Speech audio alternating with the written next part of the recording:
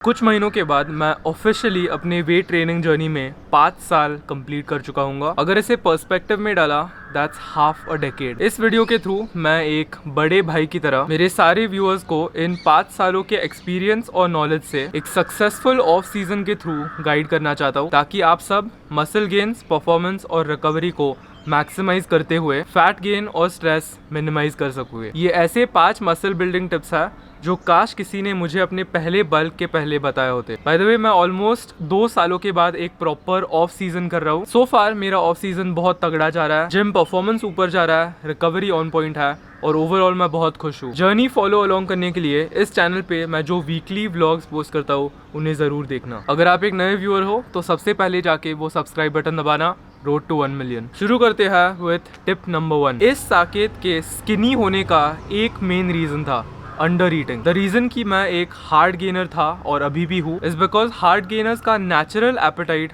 By default बहुत कम होता है। मुझे 5 सालों के बाद खाना रेगुलरली खाने की आदत लगाने के बावजूद करंटली भी खुद को कभी कभी खाना खाने के लिए रिमाइंड करना पड़ता है। अगर मैं खुद को खाना खाने के लिए याद नहीं दिलाऊंगा तो मैं बहुत आसानी से वापस पतला हो सकता हूँ। मुझे अभी भी याद है लिफ्टिंग करियर के पहले 1 साल में मैं एक पूरे दिन में कितने कैलोरीज खा रहा हूँ उसे बहुत अंडर रिपोर्ट करता था। अग्रीड कि जब मैंने वेट्स उठाना चालू किया तब मेरे एपेटाइट को एक नेचुरल बूस्ट मिला और मुझे नेचुरली थोड़ी सी ज़्यादा भूख लगने लगी, but sometimes that's not enough. मुझे लगता था कि मैं हर रोज़ एक कैलोरी सरप्लस में हूँ, but that wasn't the case. मुझे बाद में ये पता चला कि मैं कुछ दिनों के लिए एक सरप्लस में ज़रूर खा रहा था, but on some days I was in a deficit. और एक पूरे हफ्ते के पॉइंट ऑफ व्यू से देखा तो मैं ओवरऑल एक एनर्जी डेफिसिट में था और इसी कारण की वजह से मेरा वेट ऊपर नहीं जा रहा था। ये कब बदला? When I learned more about nutrition. ये है मेरी पहली टिप।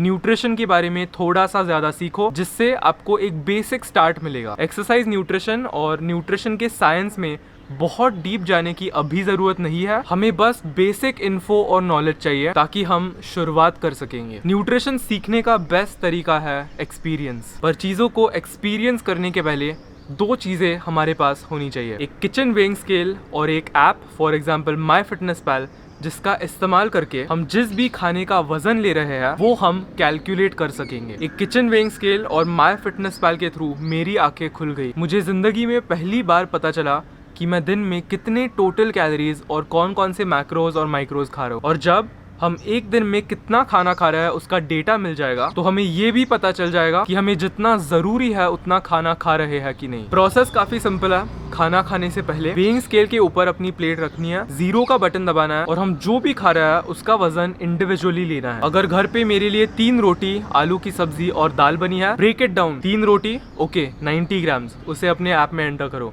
0 का बटन दबाओ, आलू की सब्जी लो, ओके 250 ग्राम्स, उसे ऐप में नोट डाउन करो। एक और बार 0 का बटन दबाओ, दाल लो, ओके XYZ ग्राम्स, उसे नोट डाउन करो। स्टार्टिंग में और सुनते वक्त ये एक बहुत एनर्जी ड्रेनिंग प्रोसेस हो सकती है, बट आई प्रॉमिस ये जल्दी ही एक लाइफस्टाइल हैबिट बन जाएगी and then it will become second nature. हर मील के पहले ये करने से मुझे by the end of the day पता चलता है कि मैंने पूरे दिन में कितने टोटल कैलोरीज खाए हैं। अब क्योंकि मेरे पास इस चीज का डेटा है, पता है क्या होगा? जब मैं नोटिस करूंगा कि मेरा वजन 1-2 हफ्तों के लिए बढ़ ही नहीं रहा है तो मैं अगले दिन से 200 कैलोरीज ज्यादा खाऊंगा। This is the beauty of nutritional knowledge. और मैं जितना इस फूड काउंटिंग प्रोसेस और न्यूट्रिशन में घुसता गया, मैंने विदाउट रियलाइजिंग न्यूट्रिशन के बारे में नई नई चीजें सीखी। एनर्जी बैलेंस, कौन से फूड आइटम्स मेरे लिए बेस्ट है, macro nutrients, micro nutrients and so on. और किचन वेइंग स्केल एक ऐसी चीज है जो बहुत इनएक्सपेंसिव होती है। It is a one time investment.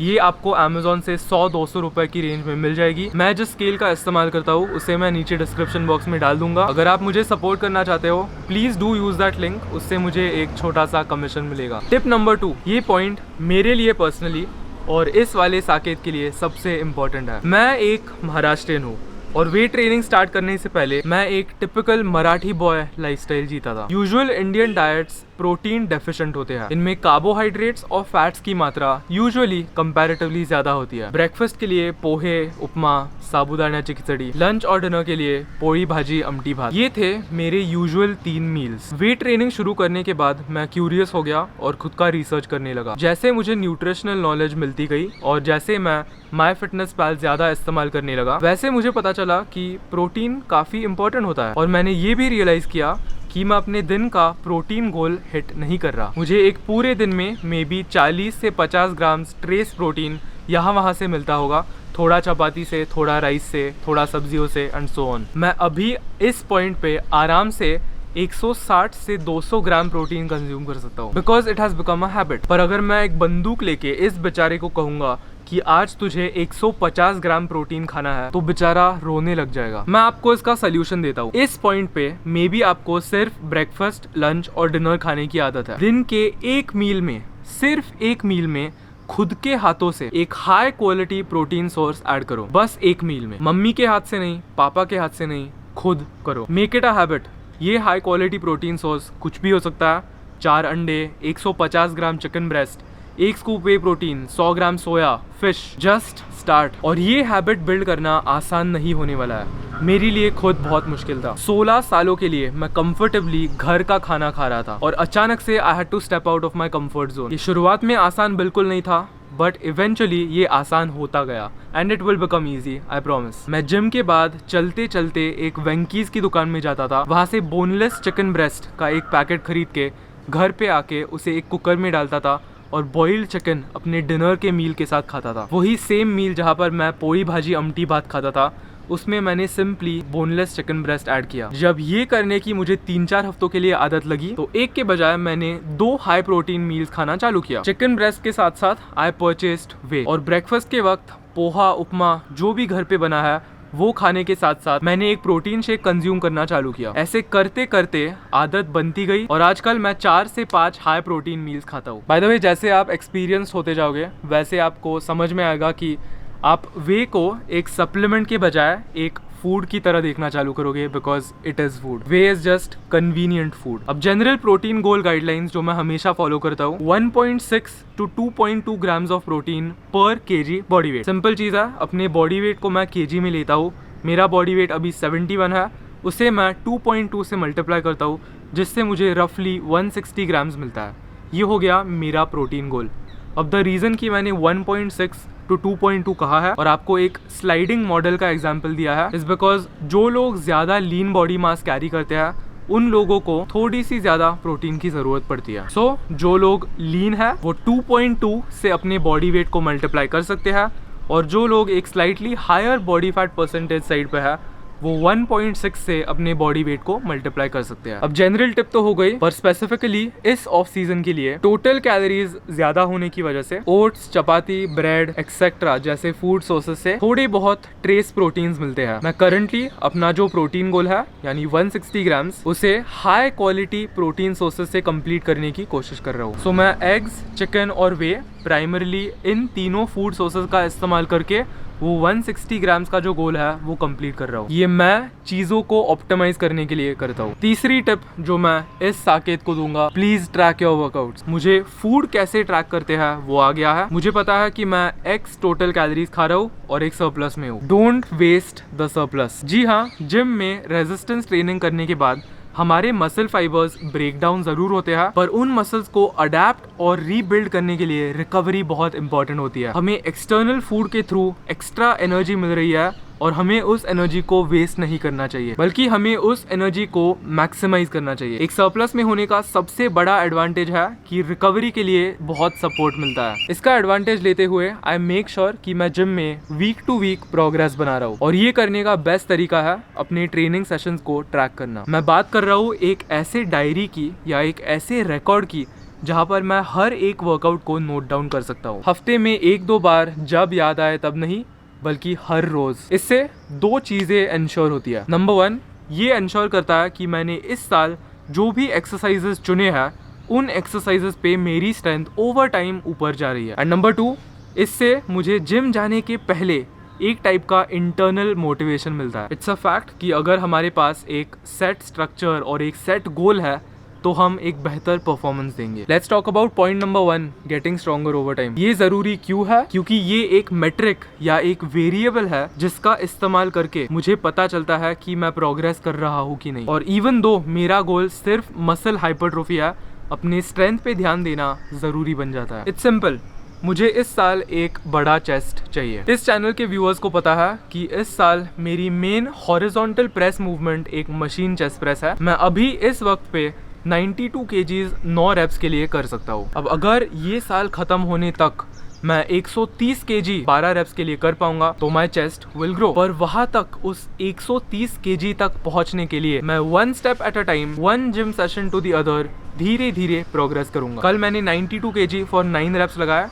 Okay, मुझे पता है कि अगले पुश डे पे मुझे उसे बीट करना है और 10 रेप्स अकॉम्प्लिश करने हैं, फिर 11, फिर 12। जैसे ही मुझे 12 रेप्स मिलते हैं मैं अगले पुश डे पे वेट बढ़ाऊंगा and the same thing will repeat. ये स्ट्रक्चर और ये गोल होना बहुत ज़रूरी होता है और ये किसी भी बॉडी पार्ट और किसी भी एक्सरसाइज को अप्लाई करता है। अगर मुझे बड़े ग्लूट्स चाहिए तो मैं रिवर्स वी स्क्वाट, ये जो एक्सरसाइज है, इसकी स्ट्रेंथ अच्छे से नोट डाउन करूंगा और सेशन टू सेशन अपने परफॉर्मेंस को बीट करने की कोशिश करूंगा। अपने वर्कआउट्स को ट्रैक करना बहुत ज़रूरी है टू एंश्योर कि मैं अपने सरप्लस और अपने रिकवरी एबिलिटीज़ का फ़ायदा लेते हुए मसल गेन्स मैक्सिमाइज कर रहा हूँ। टिप नंबर 4, अगर इस वीडियो में एक ऐसी टिप है जो मैं एक टाइम मशीन की मदद से वैसे बैक इन टाइम जाकर इस वाले साकेत को बता सकता तो वो 100% ये टिप होती, और वो है not exactly patience but understanding कि मसल बिल्डिंग एक लाइफ लॉन्ग जर्नी होती है और उसे स्पीड अप करने का कोई तरीका नहीं होता और ज़्यादा कैलोरीज खाने से मुझे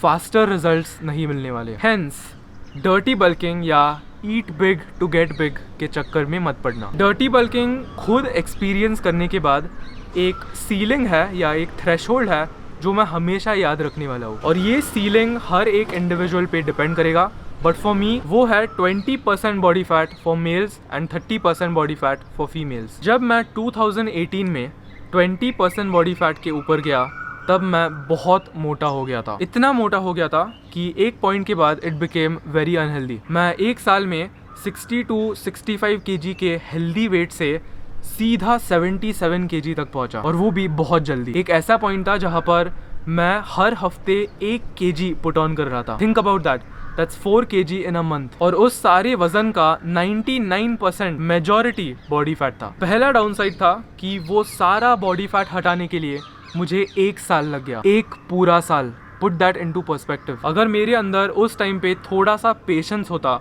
तो मैं चीज़ों को एक स्लोअर रेट पे करता, द स्लोअर द बेटर। सोचो, मुझे वो सारा बॉडी फैट हटाने के लिए एक पूरा साल डेफिसिट में बिताना पड़ा, एक बहुत सिवियर और extreme deficit. That's 1 year of wasted opportunity and progress. और फनी चीज़ ये है कि उस लंबे कट के बाद मैं वापस उसी सेम पॉइंट पे आ गया जहाँ से मैंने शुरुआत की थी। मैंने जो भी थोड़ा सा मसल उस डर्टी बल्किंग फेज में पुट ऑन किया होगा वो भी उस डाइटिंग फेज में चला गया। More and faster weight gain doesn't result in more muscle gain. मैं उस वाले साकेत को अभी एडवाइस दूंगा, यस, एक सरप्लस में ज़रूर खाना, मेक श्योर कि वो सरप्लस छोटा है, और वेइंग स्केल और मिरर पे बहुत अच्छे से ध्यान देना। अपने बॉडी वेट के 1% से ज़्यादा वजन एक महीने में गेन करने की कोशिश मत करना। Anything beyond that is probably fat mass and not lean body mass. मेरा बॉडी वेट है 71 kg, उसका 1% लिया तो वो 700 ग्राम्स आता है। मैं कोशिश करता हूँ कि मैं हर एक महीने 700 ग्राम से ज़्यादा वजन गेन नहीं कर रहा। अगर मैं नोटिस करता हूँ कि मेरा वजन उस रेट से थोड़ा सा तेज़ी से बढ़ रहा है तो I take a step back, मैं अपनी कैलोरीज को थोड़ा सा कम करता हूँ and I move ahead from there. एक और छोटा सा पॉइंट, अगर मुझे डर्टी बल्किंग करने की परमिशन दी तो चांसेस है कि मैं हर रोज़ जंक फूड खाने के लिए टेम्प्ट हो जाऊंगा, जो बहुत अनहेल्दी है। यस, मैं अभी एक सरप्लस में हूँ, पर मुझे उस सरप्लस को जितने हो सके उतने न्यूट्रिशियस फूड से कंप्लीट करना है। मैं एक दिन में 5 मील्स खाता हूँ, विच मीन्स एक पूरे हफ्ते में 35 मील्स। उन 35 मील्स में से 1 या मैक्स 2 मील्स बाहर के होंगे, but it's mostly healthy nutritious food. Tip number 5, cardio. हम सब ने सुना होगा गेनिंग करते वक्त कार्डियो नहीं करना चाहिए। अगर आप वेट ट्रेनिंग कर रहे हो तो कार्डियो मत करना, कार्डियो करने से आपका मसल लॉस होता है। This couldn't be more wrong. ये सुन के मुझे इतना ज़्यादा गुस्सा आता है, सॉरी टू से, पर अगर एक दिन हमारा हार्ट या हमारे लंग्स काम करना बंद करेंगे तो क्या हम मसल बिल्ड कर पाएंगे?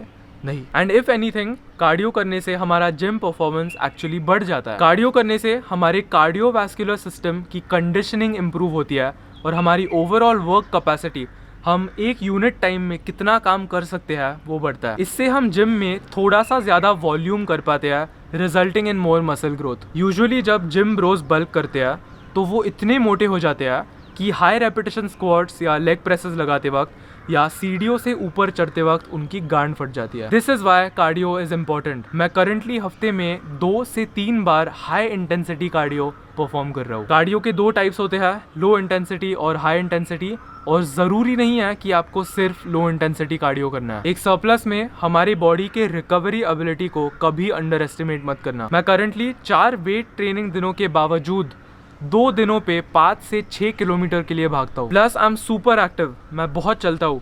मैं हर रोज़ 10 से 15,000 स्टेप्स चलते वक्त पॉडकास्ट और गाने सुनता हूँ। And I am recovering just fine. Feeling healthy and athletic is much better than feeling big. बस कार्डियो को वेट ट्रेनिंग से पहले मत करना, वरना ट्रेनिंग परफॉर्मेंस नेगेटिवली इम्पैक्ट हो सकता है। और अगर आपको ऑफिस या कोई काम की वजह से कोई चॉइस नहीं है, एटलीस्ट मेक श्योर कि आपकी वेट ट्रेनिंग सेशंस और आपके कार्डियो सेशंस 5 से 6 घंटा दूर होंगे। बट मुझे बस यही कहना है कि हार्ट हेल्थ सबसे ज़रूरी है और उसे निगलेक्ट मत करना। इसी के साथ आज का वीडियो ख़त्म होता है।